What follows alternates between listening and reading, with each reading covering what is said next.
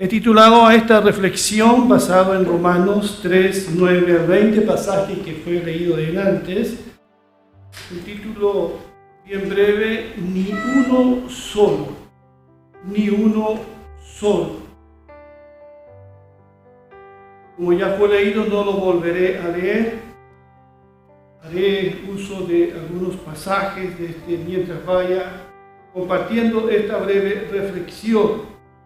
Los primeros capítulos del libro de Romanos nos dice que todos los hombres y mujeres están en la misma condición frente a la ley de Dios. Tanto el judío como el no judío han quebrantado la ley de Dios y por lo tanto están bajo el juicio y la condenación. Y Pablo hace aquí, en este capítulo 3, verso 9, hace una pregunta, pero la hace como un judío que es. Y dice, ¿somos nosotros mejores que ellos? ¿Es el judío superior al que no lo es? Porque ellos se sentían superiores al resto de las naciones. No es lamentablemente la única raza o pueblo que se siente superior a otras. En la primera mitad del siglo XX, este mismo pueblo fue considerado una raza inferior por los que provenían de la raza aria. En esta oportunidad, el judío se siente superior al no judío en su cumplimiento de la ley, de los mandamientos del Señor. Se declaran a sí mismos justos. Pero el texto dice que todos están bajo pecado y nadie queda fuera de esta afirmación del apóstol Pablo en Romanos capítulo 3. Todos están bajo pecado, dice. Y estar bajo pecado no es otra cosa que estar bajo el dominio del pecado. Y por lo tanto es estar esclavo del pecado. Y esto nos alcanza a todos. Por eso es que vemos, estimados hermanos y amigos, vemos lo que vemos hoy. Por muy grande que sean nuestros privilegios, como los privilegios que Dios le dio al pueblo judío, estamos y seguimos estando bajo la sombra y la influencia del pecado. Por eso es que cada uno de nosotros, los que están aquí y los que están allá escuchando, estamos bajo la influencia del pecado y luchamos en contra del pecado. Y esto es transversal a todos los pueblos. Pablo responde tajantemente que todos están bajo pecado.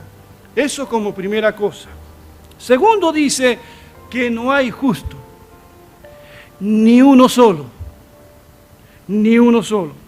No hay quien entienda su triste condición ante Dios. Yo sé que muchos de nosotros nos consideramos buenas personas, somos los mejores vecinos que hay, somos los mejores padres, somos buenos hijos, somos buenos ciudadanos, hasta nos autodenominamos buenos cristianos. Y decimos eso porque no hemos entendido absolutamente nada de nuestra naturaleza humana caída y rebelde delante del Señor. La palabra de Dios declara que no hay nadie justo, ni uno solo. Y en esto debemos ser todos humildes para aceptar este veredicto que no es mío, es de la palabra del Señor. Yo sé que muchos de nosotros, los que nos están escuchando en sus casas y quienes escucharán después esta predicación, sé que muchos de nosotros podríamos ser hallados justos por otros hombres. Por eso es que hablamos de buenas personas y de malas personas. Pero delante de Dios no hay nadie justo, de acuerdo con la justicia que Dios requiere y exige. Ningún hombre o mujer puede ser hallado justo por una ley que lo condena porque no la puede cumplir. La palabra de Dios nos desnuda y nuestra conciencia nos acusa y nos dice que no hay nadie justo delante de Dios. En tercer lugar, dice Pablo en este pasaje que no hay quien busque a Dios. No hay quien busque a Dios. Sabemos que el hombre en general no está buscando a Dios. Está buscando otras cosas. ¿Qué es lo que busca el hombre común y corriente? ¿Verdad? ¿Qué es lo que busca? ¿Qué es lo que buscan muchos jóvenes? Fama, gloria, poder. Los políticos buscan mucho poder. Los jóvenes buscan fama. Los deportistas buscan gloria. Otros buscan dinero a corto plazo, placeres, ahora y ya, lo quieren todo inmediatamente, pero no están buscando a Dios. No pueden buscar a alguien que ni siquiera existe en sus mentes y en sus corazones. Pero mi pregunta es, ¿qué busca la gente religiosa? ¿Qué busca aquellos que van a la iglesia? Bueno, ahora no podemos ir a un culto presencial. Pero ¿qué es lo que buscan muchos cristianos? ¿Usted cree que buscan a Dios? ¿O buscan las cosas que Dios les pudiese dar? Es fácil engañarse a sí mismo en esto. Nunca se ha pretendido usar o manipular tanto a Dios como en este tiempo. Buscamos a Dios por conveniencia. Lo buscamos en la emergencia, como la pandemia. Pero no lo buscamos a Él por Él mismo, porque es Dios sencillamente. Y sin Él no puedo vivir. Nos engañamos a nosotros mismos al pensar que buscamos a Dios. Cuando nos acercamos a Dios, o tenemos la oportunidad de ir a una iglesia, muchas veces no vamos para adorarlo. Vamos en la búsqueda de las añadiduras, pero no vamos buscando el reino de Dios y la justicia de Dios. Amigo, amiga y hermano y hermana que me estás escuchando, la Biblia nos recuerda que no hay quien entienda, no hay quien busque a Dios. Y como resultado, dice el verso 12 de Romanos 3, todos se desviaron, a una se hicieron inútiles, no hay quien haga lo bueno, no hay ni siquiera uno, ni uno solo, como titulé esta reflexión. Todos se han descarriado, a una se han corrompido. Cuando dejamos de buscar a Dios y le damos la espalda, empezamos a meternos en líos, empezamos a meternos en serios problemas. Y según la palabra empezamos a descender más y más. Empezamos a degradarnos como seres humanos, empezamos hasta a oler mal, y es un olor de muerte. Empezamos a apartarnos del buen camino, como una oveja que abandona el rebaño. Bien dijo el profeta Isaías que todos nosotros, todos, porque no hay justo ni aun uno, todos nosotros nos descarriamos como ovejas, cada cual se apartó por su camino. Los medios de pruebas que usa Pablo para demostrar nuestra condición son tomadas del libro de los Salmos e Isaías principalmente. Y él cita el Salmo 14, del verso 1 al 3, y que dice el necio en su corazón, no hay Dios. Están corrompidos, sus obras son detestables, no hay uno solo que haga lo bueno. Desde el cielo el Señor contempla a los mortales para ver si hay alguien que sea sensato y que busque a Dios. Pero todos se han descarriado, a una se han corrompido. No hay nadie que haga lo bueno, no hay uno solo. Este salmo fue el que Pablo cita en Romanos 3. Me llama la atención la frase, a una se han corrompido. Es como si se hubiesen puesto de acuerdo para corromperse y hacer lo malo.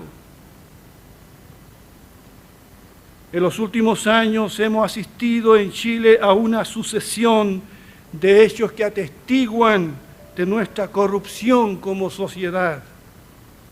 Instituciones públicas, civiles y militares no han escapado a la corrupción. Hasta la misma iglesia.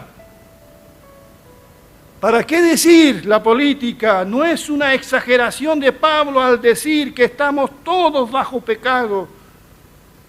Y si no somos libres por el poder del Evangelio, seguiremos siendo esclavos. Por eso, mis estimados y amigos, que Dios realmente tenga misericordia de nosotros. Y no solamente de nosotros como país, sino de nuestros países vecinos, que están casi peor que nosotros. Un botón de nuestra corrupción, dice Pablo, son las cosas que decimos. En el verso 13 de Romanos 3 dice, sepulcro abierto es su garganta, con su lengua engañan, veneno de áspides hay debajo de sus labios, su boca está llena de maldición y de amargura. Es una cita del Salmo 140, verso 3, que dice, afilan su lengua cual lengua de serpiente. Veneno de víbora hay en sus labios. En sus palabras no hay sinceridad. En su interior solo hay corrupción. Su garganta es un sepulcro abierto. Con su lengua profieren engaños. Llena está su boca de maldiciones, de mentiras y amenazas. Bajo su lengua esconde maldad y violencia.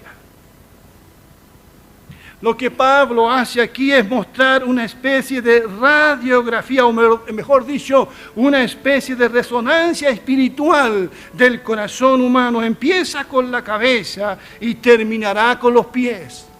Lo mismo que hace el profeta Isaías por ahí en el capítulo 1. Y aquí se presenta una lista de conductas que confirman, estimados, que nadie es justo ante Dios, ni uno solo. Nada hace más evidente nuestra situación que lo que decimos con nuestra boca. Bien dijo nuestro Señor Jesucristo que hablamos lo que hay en nuestro corazón. De la abundancia del corazón habla la boca. Nada refleja más nuestra condición degradada que las cosas que hablamos todos los días. Engañamos, mentimos, maldecimos a hombres y mujeres hechos a la imagen de Dios, amenazamos, insultamos, sobre todo por las redes sociales, nos quejamos, violentamos psicológicamente a los que decimos amar. Nuestra lengua es tan venenosa o más que una víbora peligrosa. No tenemos ya el control de las cosas que decimos. Bien dice Santiago capítulo 3, verso 8 al 10, pero nadie puede domar la lengua. Es maligna e insaciable, llena de veneno mortal. A veces alaba a nuestro Señor y Padre, y otras veces maldice a quienes Dios creó a su propia imagen. Y así la bendición y la maldición salen de la misma boca. Sin duda, hermanos míos, eso no está bien. Sin comentarios, ¿cierto? En el verso 7 y 8 continúa Pablo con esta radiografía. Sus pies corren a hacer lo malo y se apresuran a matar. Solo piensan en pecar. Siempre hay sufrimiento y destrucción en sus caminos. No saben dónde encontrar paz o qué significa ser justo y bueno. Han trazado caminos torcidos y quienes los siguen no conocen un momento de paz. Vaya, qué diagnóstico más certero de lo que está pasando hoy. Estas palabras son tomadas del profeta Isaías, donde él habla acerca del juicio a la nación de Israel por su evidente corrupción. Allí en el capítulo 59, versos 7 y 8 dice, sus pies se apresuran para derramar sangre. Quebranto y desventura hay en sus caminos y no conocieron camino de paz. Pablo cita textualmente al profeta Isaías. Hoy vemos que el hombre actúa sin consideración alguna por su prójimo, derrama sangre inocente. Estamos asistiendo a un grado de violencia que va en aumento.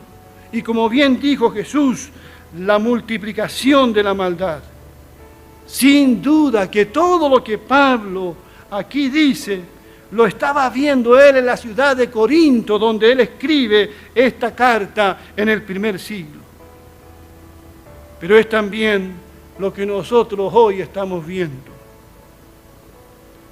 En este año, en el primer semestre, los robos con homicidio aumentaron un 120% en la región metropolitana, pese al estado de excepción, en comparación al primer semestre del año pasado. Ni aún la pandemia ha podido detener este flagelo.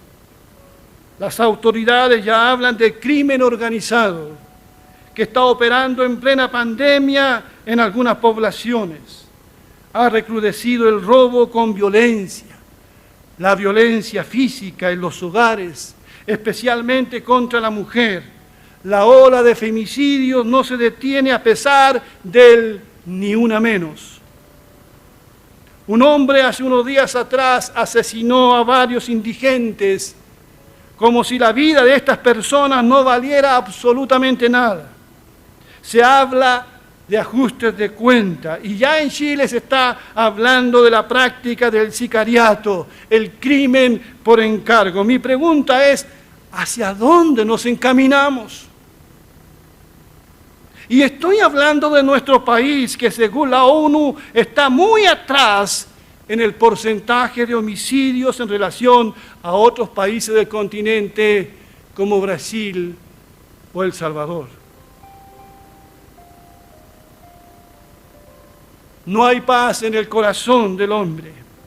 Sus caminos son torcidos y los conducen al quebranto y el sufrimiento. Pero creo que lo que dice a continuación el apóstol Pablo nos lleva, estimados amigos y hermanos, a la raíz del problema. Capítulo 3, verso 18. Dice Pablo, no hay temor de Dios delante de sus ojos. ¿Lo escuchó bien? No hay temor de Dios delante de sus ojos. Este es el punto. Cuando no existe el temor a Dios, todo vale, todo está permitido. No les pasa por la mente tener respeto o temor a Dios. Y esto constituye, según el apóstol Pablo, lo medular de la condición perdida del ser humano. Porque cuando falta el temor a Dios, se abre la puerta a toda suerte de maldad, de irreverencia.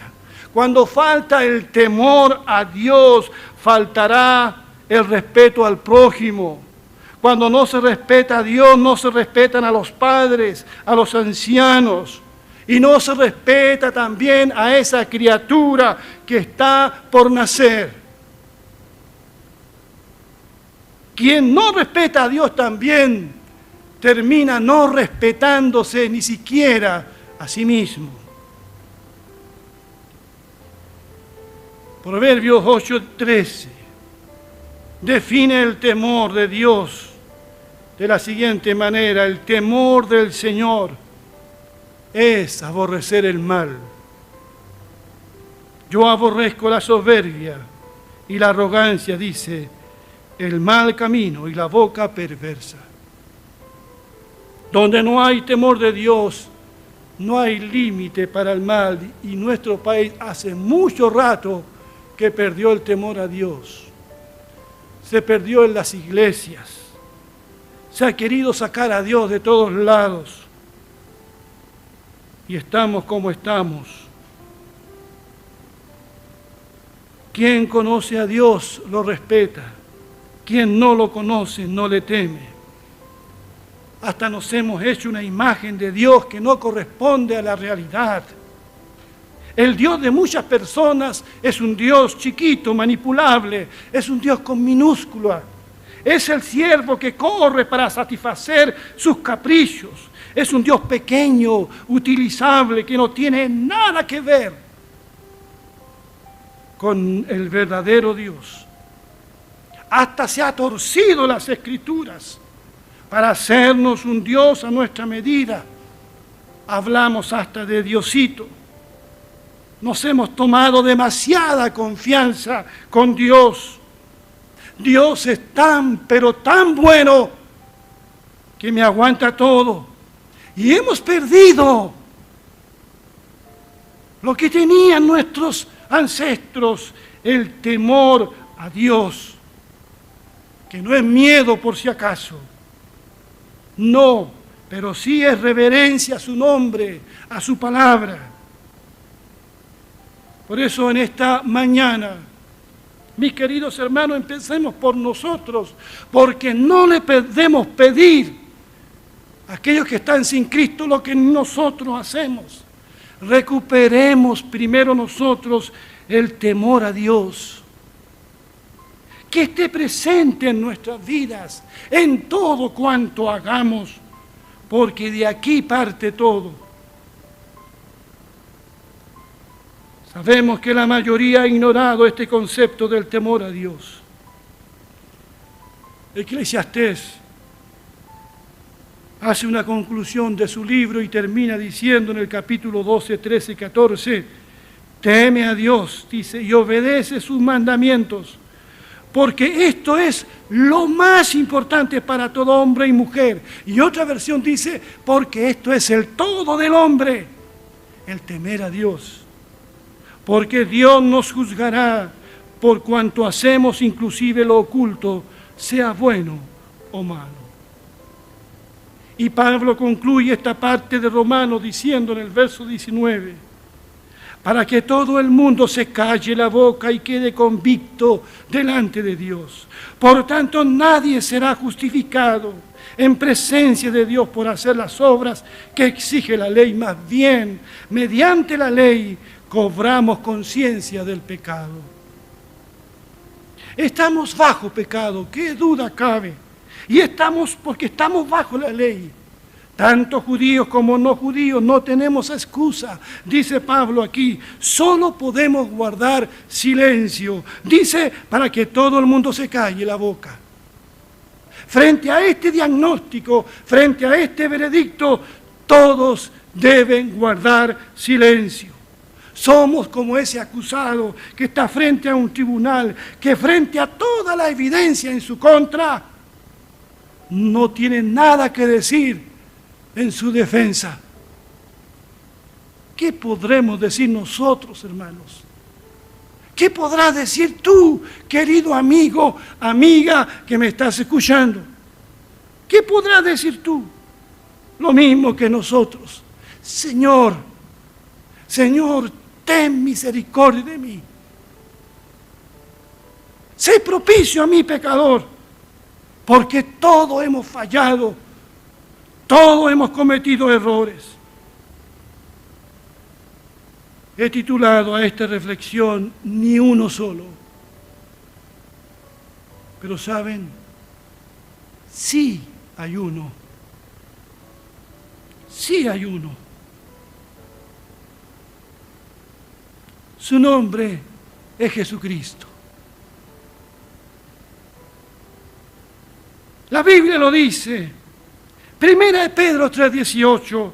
Porque Cristo murió por los pecados una vez y para siempre. ¿Y qué es lo que dice?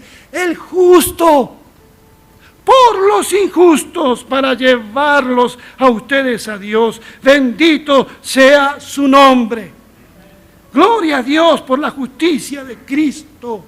A mí nadie me puede redarguir de pecado, dijo Jesús a sus acusadores. Él vino a cumplir la ley. No hubo engaño en su boca, nunca pecó. El justo ofrece su vida por nosotros, los injustos. Cuando Jesús moría en aquella cruz, fueron crucificados al lado de él dos criminales, como bien ustedes saben. Uno de ellos empezó a insultar al Hijo de Dios. Si eres el Cristo, desciende de la cruz y sálvanos a nosotros. Y el otro criminal lo recrimina y le dice: ¿ni aún temes a Dios estando en la misma situación? Nosotros estamos pagando lo que merecen nuestros actos, pero este hombre, refiriéndose a Jesús, ningún mal ha hecho. El justo muriendo por los injustos. Ni uno solo de nosotros, pero sí Él, sí Jesucristo. No existe ser humano que no esté bajo pecado y bajo el juicio de Dios por lo mismo. Pero si miramos a Jesucristo por la fe, si miramos a aquel que nos amó hasta dar su vida por cada uno de nosotros, la Biblia dice que seremos salvos, seremos perdonados y seremos libres. Dios quiera que donde te encuentres, no sé si estás acompañado, estás con tu esposa que es creyente y tú no eres creyente. Quizás tu hijo está allí contigo. Quizás vas a escuchar esta predicación después. Yo te invito a entregar tu vida a Jesús, a tener un encuentro con Dios. Tú no puedes, pero Él puede. Él te amó tanto que dio su vida por ti en la cruz. Un abrazo, que Dios bendiga a ambas iglesias, que la paz del Señor esté con ustedes.